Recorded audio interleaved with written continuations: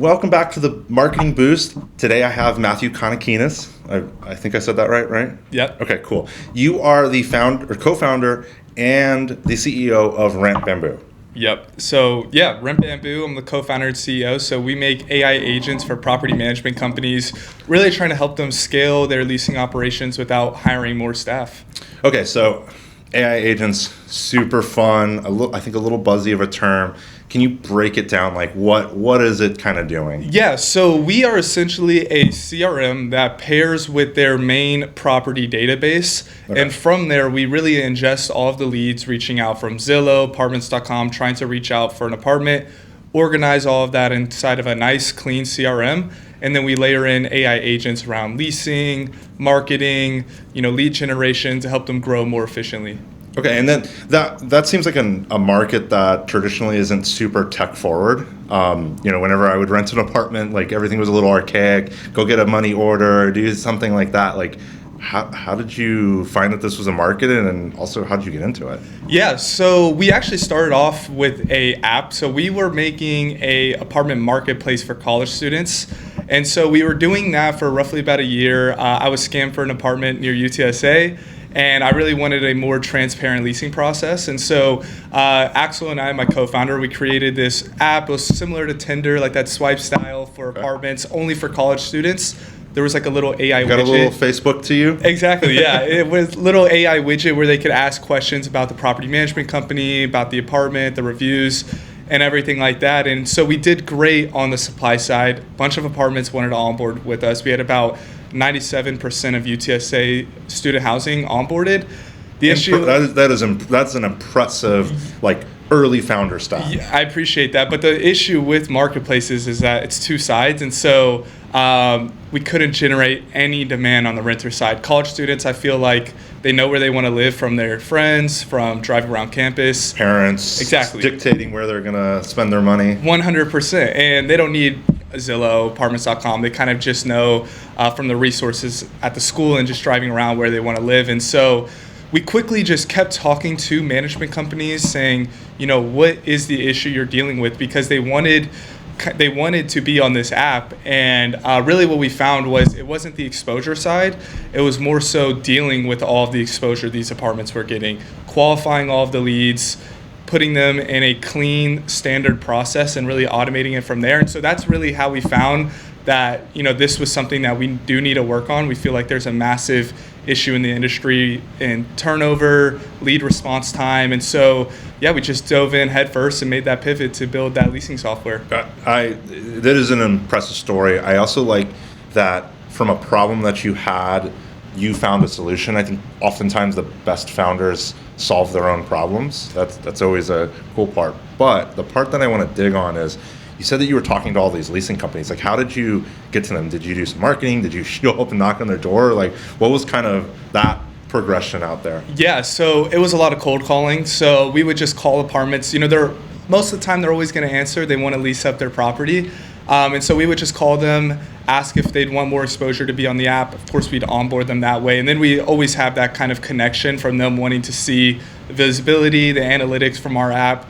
But of course, it wasn't the best analytics because we didn't have the demand side done. And so that's really kind of what led us down that path. Okay. You have a co-founder?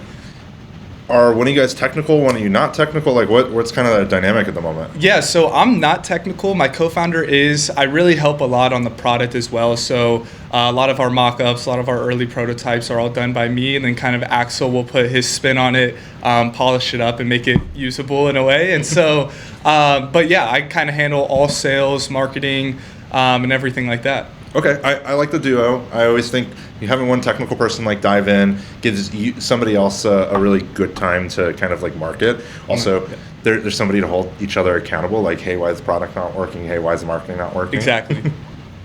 So you're handling all the sales, all the marketing. What does that look like? This is I'd call it a B2B play.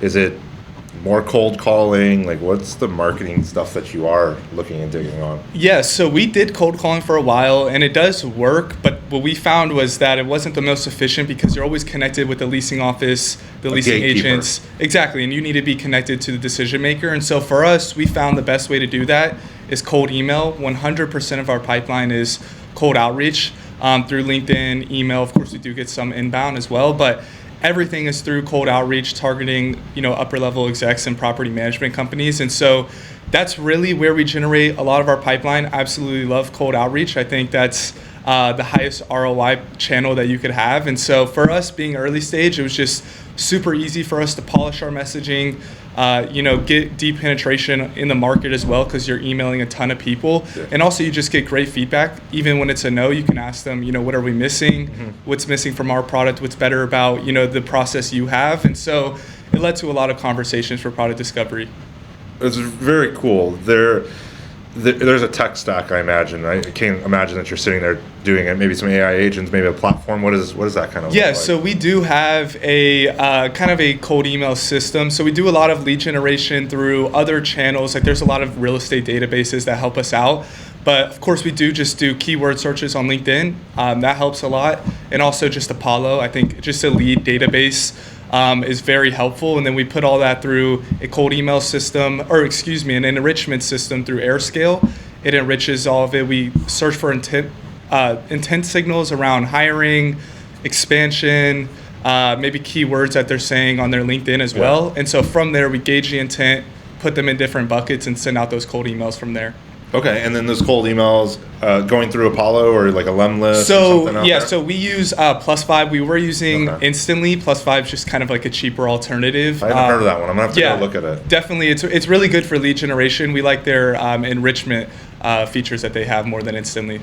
Okay, more affordable. I always like that. Yeah, exactly. I imagine maybe a little bit of startup there, but cold email. Did you buy like a bunch of domains to set that up, or like? Yeah, so we have over, I want to say 8 domains, like around 24 emails. And so we do rotate those pretty frequently. And so we're always warming them up, always have subdomains. So we use like Zapmail for our infrastructure. Yeah. And so that's really how we kind of scale that side. Okay, I'm super impressed with that because it took me maybe 3-4 years to figure out and get to like a really good state like that. A lot of my outreach is cold too. How did you get to that? How did you learn it? Like where did that knowledge come from? You're pretty early out of college and way smarter than I am, but that's an impressive like scale and process build out that you've done. Yeah, so at first what we would do was just find 50 to 100 accounts that we think would do good on our platform. Then it was manual cold emails from me to probably the top 3 to 5 decision makers at that company.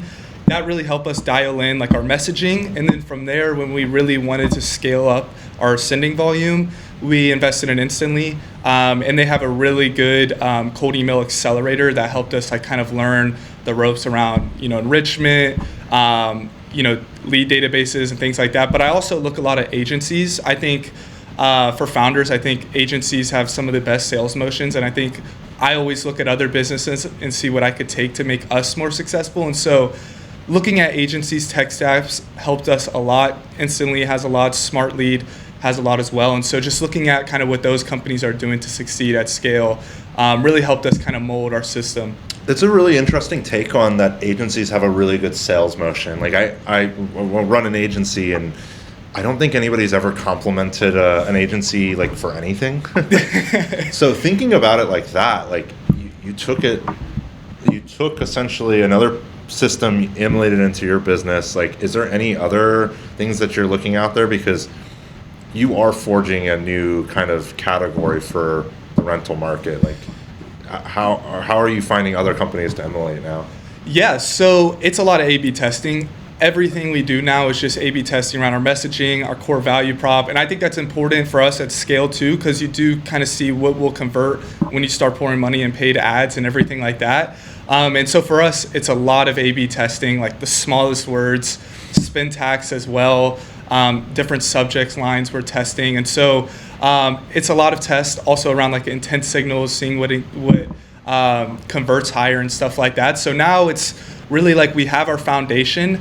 Now it's kind of how can we apply it more to what we're seeing in our actual business. So a lot of what we look at is how users are, saying no to our cold emails. So is it around our messaging? Is it us saying something wrong? Is it they already have a tool in place? And so that's kind of how we kind of tweak a lot of that messaging as we're moving through our motion.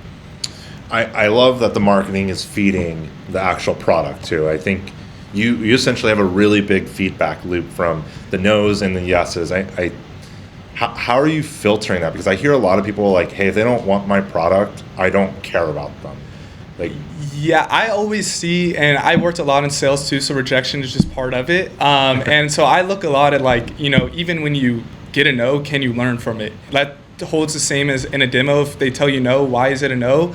Our advisors always tell us the 5 whys. You need to dig deeper into as to why it's a no, and fix that. And so, I haven't heard the 5 whys before. Yeah, I've heard it, but like, what is? So it? just constantly digging deeper. Okay. Why is it a no? Once they give you that issue, well then why is that an issue? Okay. And then just keep on dialing in deeper and deeper till you get to really the core problem, and then you can kind of fix that through releasing a new feature or maybe selling them on a different way on how to use your product. So oftentimes like the classic, well, this is my boss. Okay, like why does it have to go to your boss? Like, is there an amount? Yeah, stuff like exactly. that? Is it a budgeting issue? Is it kind of us having too many enterprise features in place? Maybe they have to sign a contract or something like that. And so that's also what we look at. Property managers have a on-site budget as well. And so we always look at can we price into that budget so they don't even have to go to upper level management to get a yes or no.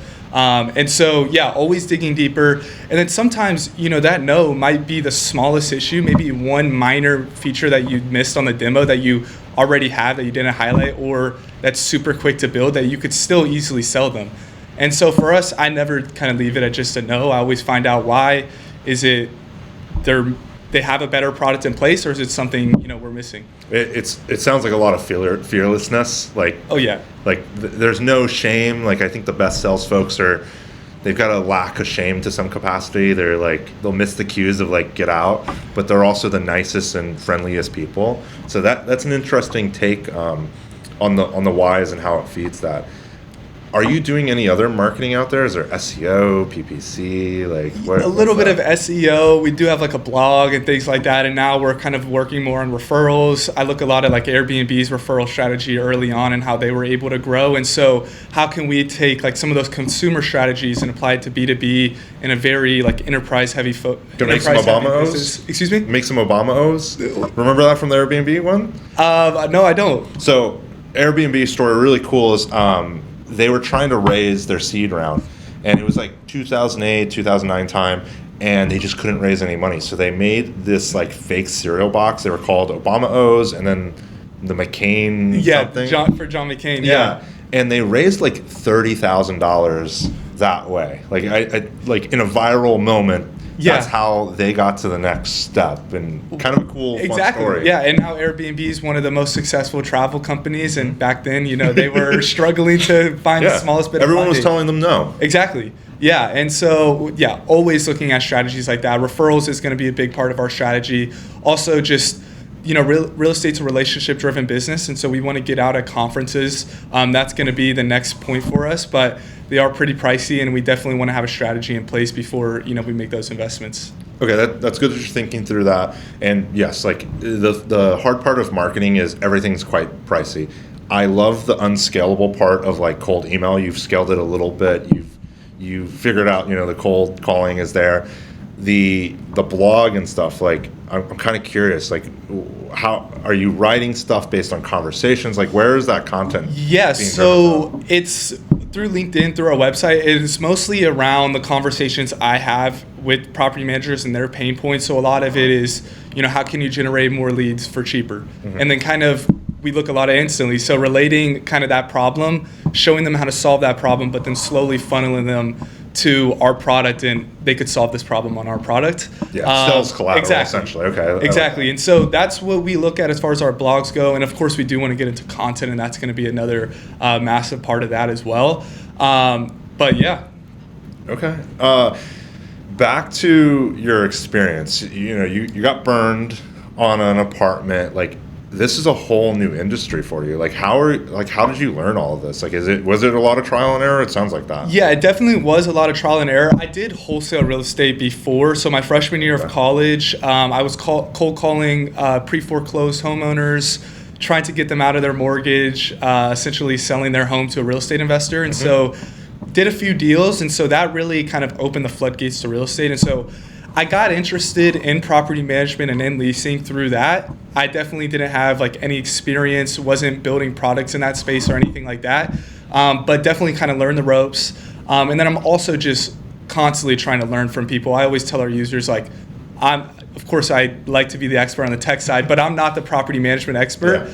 Tell us exactly how it is so we could fix it. And so I'm constantly just trying to learn from our users and just trying to be a sponge, essentially. Out of all the conversations I had, I think that is like a through line, is be as a sponge as possible. Exactly. You exceptionally impressive, like so far. The conferences, what do those look like for you? Like, are you thinking booths? Are you thinking maybe like a gorilla? Like I've seen some people go and be like, hey, you want socks, and walk around. Like, yeah. What is your thoughts on that? So as much as we do want to be do want to have that guerrilla style marketing, sometimes that doesn't go the best at these conferences. They'll end up like kicking you out or something like that. And so ideally it would be a booth. And so that's going to be a large part of our strategy, because I think just getting in front of decision makers is a massive part of what people need to be doing in real estate. And, we're early stage right now, so we haven't had the most opportunity to be able to do that, but that's a massive focus. Like getting my co-founder in front of these property management companies to spread what we're working on, our mission. And so, a booth is definitely going to be where we want to be at some of the smaller conferences. And then, of course, at those bigger ones, we're definitely probably just going to piggyback on another bigger vendor and see what we could do. And then on those referral parts, and I'm jumping around a little bit, the referrals, is that more like a partnership program, or are you thinking it's more like an actual referral, like one leasing agent refers another one, or is it more like, hey, big real estate, conglomerate has 200 locations, and you want to partnership to them where they make the money? So more so from property management company to property management company. Okay. And so getting that referral, incentivizing them on their subscription or other ways to incentivize them as well. As far as like expanding through their portfolio, that's a little bit of what we do right now. It's like a land and expand strategy. So being in real estate, it's a trust-driven business. You're probably never going to sell the person on their entire portfolio on day one. Yeah. And so it's always getting one property, two properties, testing it out for 2 weeks, letting the results speak for themselves, and then trying to expand to the rest of their portfolio. And so for expanding through the portfolio, it's land and expand, just proving through results. And then, of course, expanding to other property management companies is that referral strategy. Those results, what do they look like for somebody? Is it like an ROI, or is it time? Like, how do you? Yeah, definitely ROI, NOI as well. Closed leases is kind of what we want to show. I think tours is big. It's a big metric, but I think nothing speaks bigger than actual converted deals, and that's always kind of what we're looking to do. I think obviously we're looking to convert tours, but at the end of the day, if those tours aren't converting, we're not doing the best job at qualifying those leads anyway. And so we always look for actual lease conversions, lead to lease times, lead response times, and kind of showing the benefits that they're seeing with our platform. Okay, and then it's AI agents essentially. Like if I went on an apartment and they were using RentBamboo, what would that experience on my side be like? Yeah, so instead of receiving one of those annoying templates saying wait for a leasing agent to get back to you, it's all dynamic. So whatever you're saying, if you're coming in from Zillow asking about the pet policy, the application process, scheduling the tour, we're going to be able to fulfill all of that information to you. Of course, within 5 minutes, schedule your tour, send that application, or of course, if the management company needs to qualify you a little bit more, of course, we're going to answer your email, qualify you, schedule you a tour, and stuff like that. And so essentially for the renter, we're giving them their answers up front. We're not letting them wait for people. They could, of course, find out all of the information that they need so they can make their decision, either schedule a tour, lease that property, or move on to the next. Okay, I really like that, because oftentimes when you go to an apartment, you get hit with somebody will reach out 3 days later, you're like, I'm like fully down a path with somebody else. Like it really is speed to lead. Yeah, it's so frustrating because now it's gotten so bad where Zillow will send the renter an email to follow up. When reality, that's the property management company's job, is to follow up with the renter. Why should the renter have to go out their way to follow up with you to live at your place? You should be earning their business and reaching out to them. And so I just think the industry's broken in a lot of ways, but we're looking to solve that. I like that. Co-founder, how did you guys meet? Was that at college? Was it something else? So Axel, he's only a year younger than me, and so I definitely got lucky there. So we met on the Y Combinator co-founder platform. Got super lucky that he was local as well. And so he reached out to me. I kind of put on there non-technical founder, really mad that I got scammed for an apartment, looking for a better way to kind of build this out. And then he reached out to me essentially saying like, if you're not wanting to build, a unicorn, we shouldn't work together. And I was like, well, I'm pretty ambitious myself, so let's take a jab at it. So been working together ever since. The egos are always like, they're good and bad in there, but I love when people are like, yes, this is what I want to build. And, if you hit $100 million and you don't quite get that, you're still like happy in the end. Exactly. And with Axel, through our marketplace, when we were seeing very little traction, we were still sticking together as a team, shipping every day, figuring out what's working, what's not working. And so, we've been through the lows and couldn't ask for anybody better on my team. So are both of you guys full-time? Do you work? Like what's the situation? We're both full-time on the product. We work like day and night on it, trying to make sure, all of our users have everything they need. And so, we're completely full-time. And then we just brought on a founding engineer from UTSA, our first hire. Okay, very cool. I assume you guys have like what I guess you define as like product market fit, PMF, a little bit, or where is that? Yeah, I never like to say product market fit when we're not scaling, but I will say I think given that we have a very vertical play, I think we kind of know exactly who we want to target. And companies, leasing CRMs exist. We're just kind of a new version of it, and so this market is already there.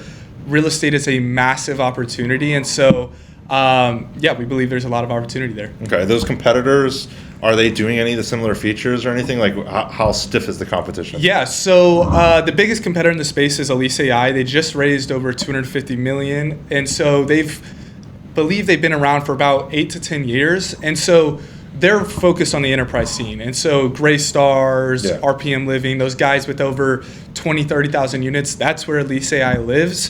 They have a very, very similar product suite at the enterprise level. But for us, we're focused on giving middle market and smaller operators the tools to scale. We feel like there's nothing for them between those smaller landlord tools like ShowMojo and smaller property management tools, and then, lease.ai, Funnel, your more enterprise leasing solutions. We feel like there's nothing for middle market property management outside their CRM, and, that's going to be RentBamboo. Okay, so you're looking at maybe like, somebody with 20 to a couple hundred doors. So we're looking for the middle market and property management. It's roughly between 1,000 to 10,000 units. Okay. So somebody that's probably a real estate investment group, some capacity that's growing and scaling. About 30 to 100 employees. Okay. And you've got the big competitor on the enterprise side. You're competing in that middle market, which I think is interesting. Do you have competitors there? So we don't have really a direct competitor making a sole leasing CRM. We, of course, always compete roughly with the PM system. So that's going to be their big data set. Sometimes they'll have a leasing CRM in place. But, we believe, our agentic solutions that is layered behind our CRM is really what sets us apart. And so it's always some competition there on the PM side. But other than that, it's, a really wide open market. Okay, I have like a couple more questions. Like one of them is AI. It's super expensive. Like, is that affecting profit margins, or how are you guys dealing with that? Yeah, so our AI costs aren't the highest, and so for us, it hasn't been a big issue. We've always been told to be cautious around like credit inflation. Yes. And things like that. But AI cost hasn't really been a massive issue for us. I mean, we spend a very minimal amount on testing and our users right now. The biggest cost for us is Twilio and SMS. And so and I guess you can kind of work that in the actual AI cost as well, but the actual sending of the text of the phone call is kind of what makes the platform a little bit expensive. Okay, that's good. I've been hearing a lot of the token inflation. People, it used to be like the conversation of cloud was eating everybody's lunch, and then they kind of got cost optimization. The same thing's happening on AI. And I do think like a lot of the bigger models are so subsidized and invested in by the government. I think it is definitely driving prices down. I don't think it's going to stay like that long term. I can hope. Yeah, definitely. And for us, we're hopeful that it will. It's a free ride. Exactly. And, the more competition that comes about with these models, the cheaper they're going to have to make their prices as well. But I don't see a world where they 2x, 3x pricing. And so I think we're just fine there. Okay. And then last to the AI parts is, are you using it a bunch in the content, the marketing game, the sales game? Like, I can't imagine you're buying Gong, but like, do you use like a Fathom, take those transcripts? Like, what does that look like? So we do use Fathom to kind of go through our calls. We do use like AI personalization for cold emails. Mm-hmm. Sometimes it's a very fine line on when you can use it, because sometimes it'll refer to something completely random on their LinkedIn. Hallucination. Exactly, and it has nothing to do with our product, and it just makes that cold email terrible. And so we're leveraging a lot on our sales process. Of course, just coding as well. Our team, we heavily leverage AI coding systems as well. No OpenClaw, none of that. Like no agents running everything. We definitely don't trust that. I think okay. That's an interesting considering what your product is. To some extent. So OpenClaw. I think the issue with OpenClaw is people give it free reign, and I think when you give AI free reign, it hallucinates and it does things you don't want it to do. And so for us, we haven't deployed OpenClaw at all, and we were looking at kind of a way to integrate it into our product, but again, we just want to make sure the security is perfect, and that's the biggest part. Like Claude just launched Dispatch. Perplexity is called Computer. Yeah, they're all kind of going to the agent model, and I think as you talk about agencies in the next, I'd say even 2 to 3 years are going to be substantially different. It's going to be more agent-driven than human-driven. Yeah, there's a agency right now on Twitter where they've reached like $4 million run rate in like 2 weeks, and it's an AI founder making like all these agency plays for a bunch of business owners. So I do think it's definitely going to look a lot different. But I think AI is only as good as the data you give it, and I think that's the bigger issue here, and especially in our business, is people have a false sense of hope when it comes to how AI is going to perform versus the data they have available. And so for us, it's how can we make that data and kind of feed it more efficiently to the AI to kind of have it actually automate these workflows, know more about their business. And so I think at scale, I think the biggest opportunity is probably who's going to make data the most accessible. Okay. How can people find you on the internet? Like, is there a LinkedIn? Is it a website? Like, where do you want them going? www.rentbamboo.com. They can also reach out to me on LinkedIn at Matthew Kanakidis. I always love talking anything regarding sales, startups, real estate, whatever it is. Just feel free to reach out. Okay, very cool. Are you raising anything ask outside of that? We are not raising right now. We're pretty locked in on kind of just building out the product, getting our early users successful. But if anybody did want to give RentBamboo a try, feel free to reach out. We're more than happy to get you started for free. Cool. We'll put all those in the show notes, and really thank you so much for joining us, Matt. Yeah, I appreciate it as well.